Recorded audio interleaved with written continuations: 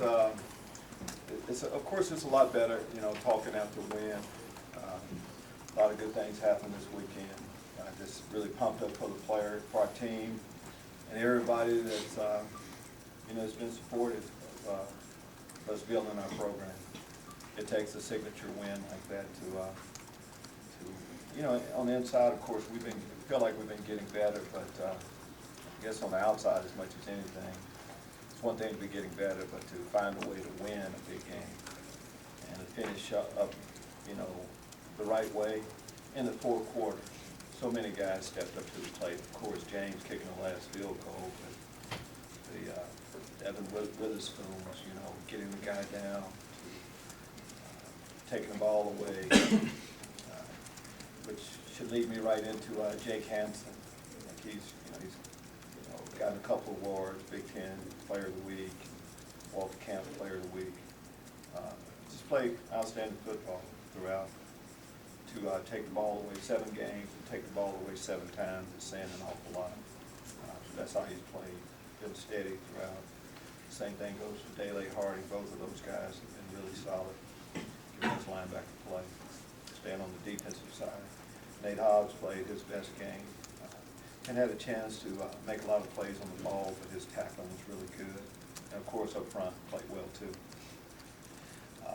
Going into that game, of course, you know, their defense had given up a lot of points. It was a big challenge for our offense. And, they really stepped up to the plate. Dre Brown running the football, Reggie Corbin, offensive line. We got a few injuries, of course, Ricky Smalling going down. But that gave some other players an opportunity too.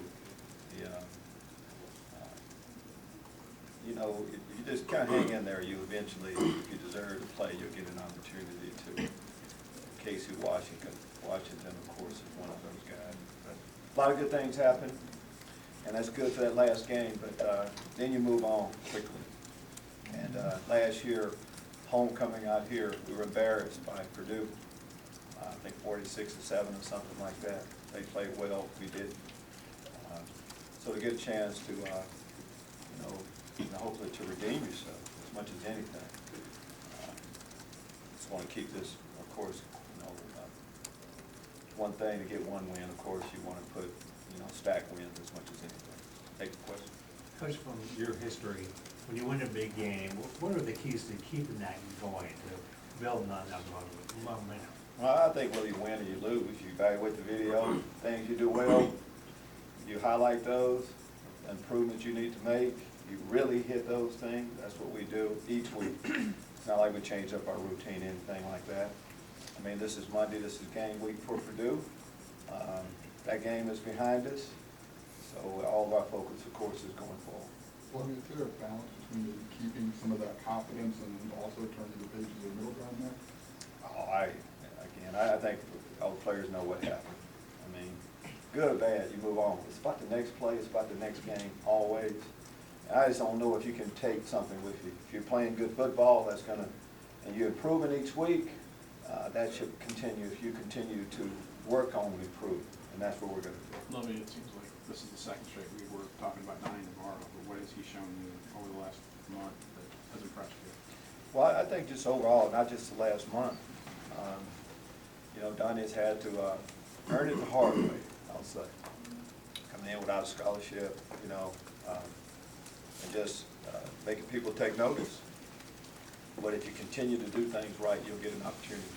And when you get your opportunity, you have to step up to the plate and perform. And that's exactly what he did. Big play by him.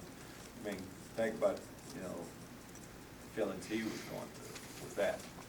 But we'll need him to continue. Well, you coach some of the best at taking the ball away, including maybe the best at forcing fumbles in the NFL. Why is Jake Hansen so good at forcing fumbles? I think in order to have an opportunity to do that, you have to believe it first. You have to buy into taking the ball away. You first have to buy into you can't wait for a turnover. You have to take the ball away, and then have that type of effort. First, it's about, we talk about running to the football. You got to get there. First, have an opportunity. And I don't think it's just like how do guys catch the football, how do guys run. I think it's a trait that you have. Jake has that. Was that something you noticed in Jake when he got here, or have you seen that progress? That's a long time ago.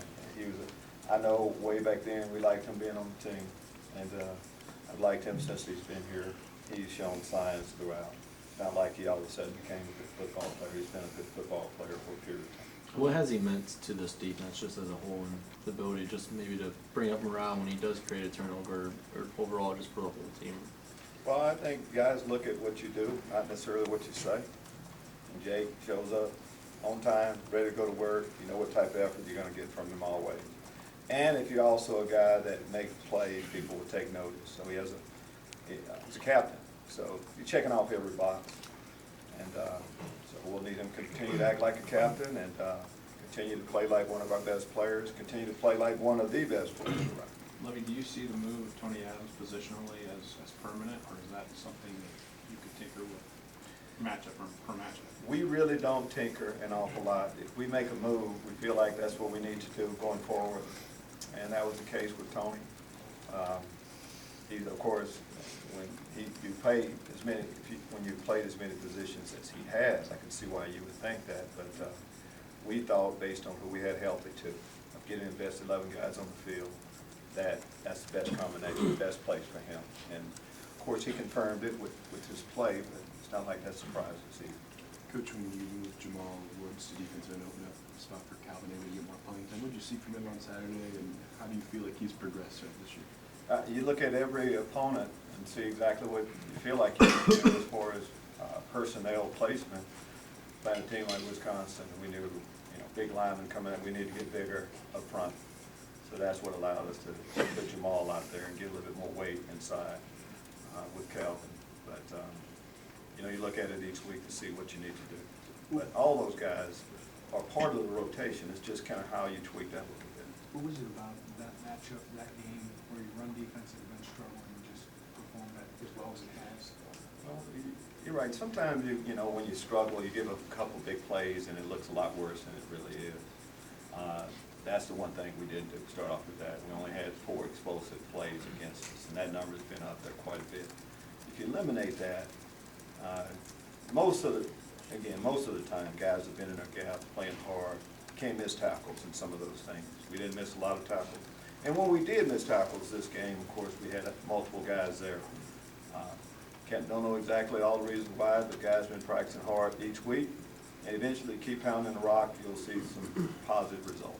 Coach, it feels like you're playing a totally different offense this week with Purdue. What type of challenges does this team and Jeff Brown kind of present for this defense?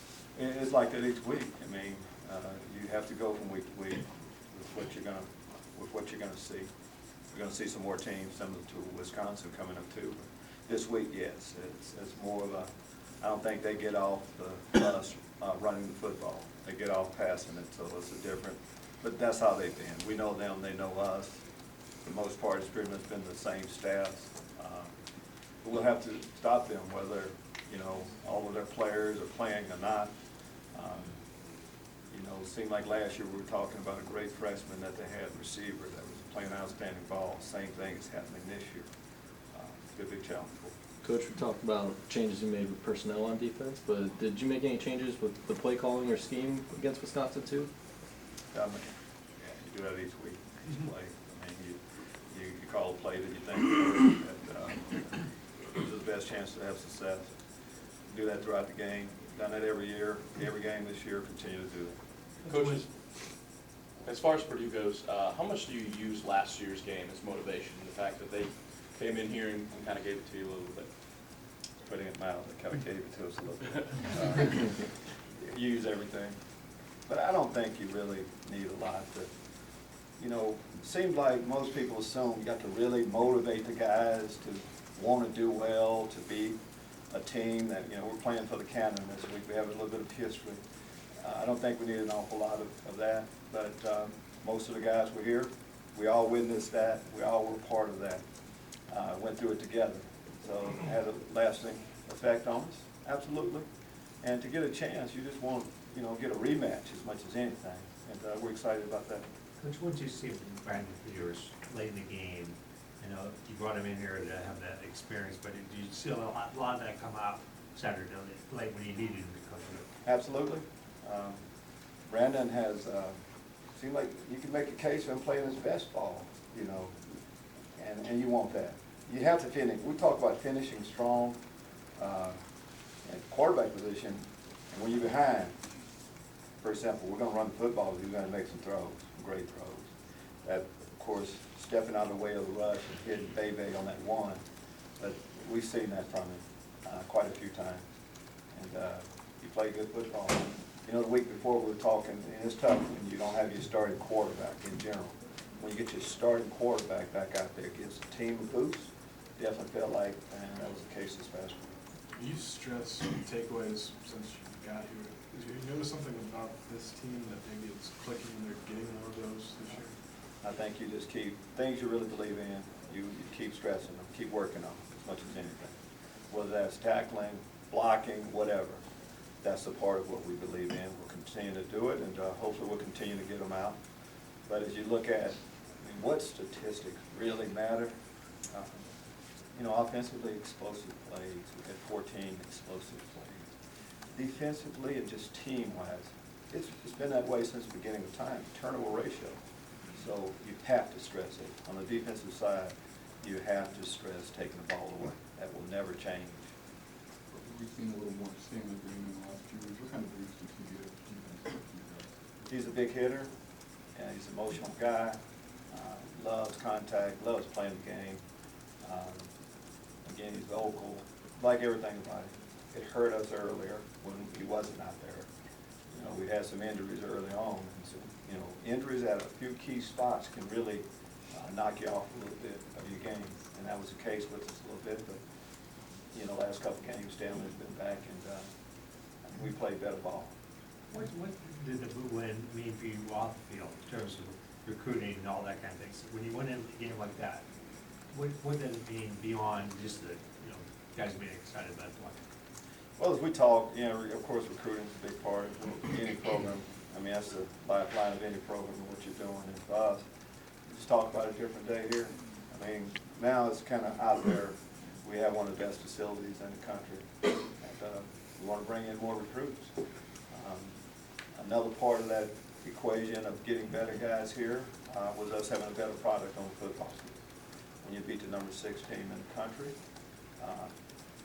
that says you have a better product on the football field. So all of this goes to making our program a lot better. We haven't seen Trayvon Freeman, obviously, with you. Review of those two considered season ending.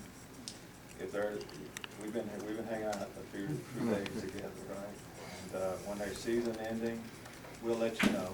And we should be able to tell you something a little bit later on in the week on a few of the bats. Does that include Ricky Lovie? On everyone, we should be able to, no, not, Ricky just got hurt.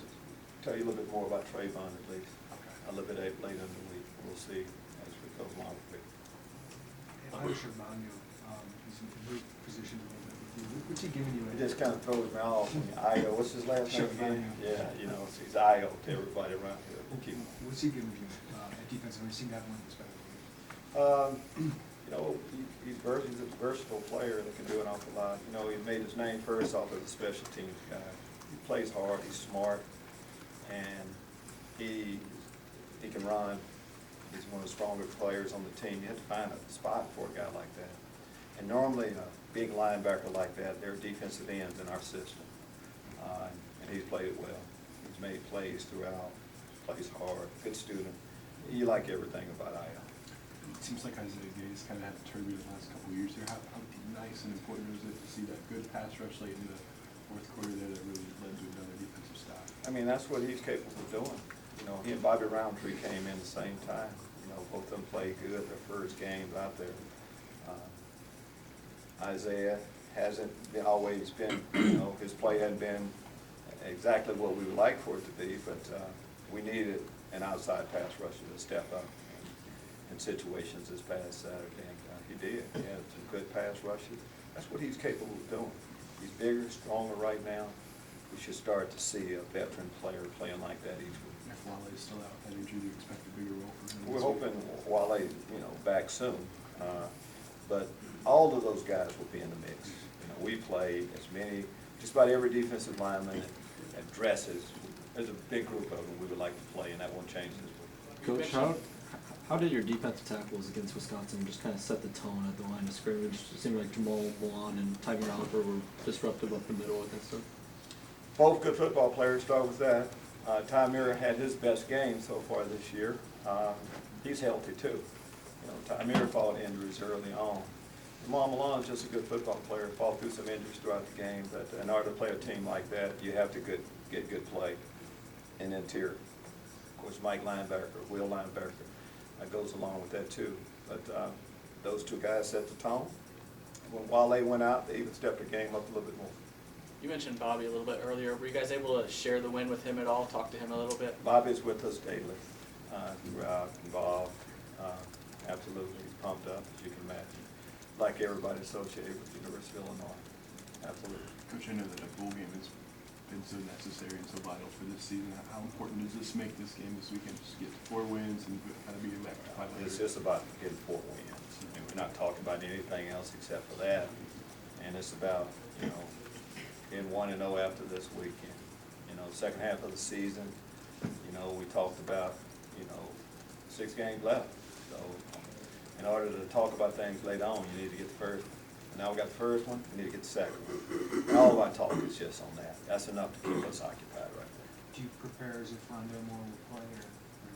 Assume he's gonna play, I assume all of their guys, until they tell us that someone has a season-ending injury, we assume that this is a week that they will play. That's just our standard policy that we have. I mean, how important is a win like that over Wisconsin, having the fans on the field, just maybe to give the guys just a sense of belief that, you know, you guys can, you know, maybe not just hang with anybody, but actually beat anybody? Well, I think a couple parts of that question, I think it's great for, I mean, that's a great sight to see. Students, your students celebrating on the field. That's what college football is all about. We've been waiting to have one of those games where our students have wanted to come out on the field like that. So that part is good, and no more than that. Lovie, when you were hired, you came with this "we will win" mantra with Josh. Do you feel like this game could be the turning point in the "we will win" idea? Yeah, this game, guys, this game, it really was. But we've had that same. We haven't changed our approach. We've been working hard behind the scenes to win every football game. Come up short a few, but progress is being made. This confirms it to a lot of people that don't see what we're doing each day. We're on the right track. We're going to win a lot of games around here. That was one. We need to win a second one this week. Thank you. Thank you.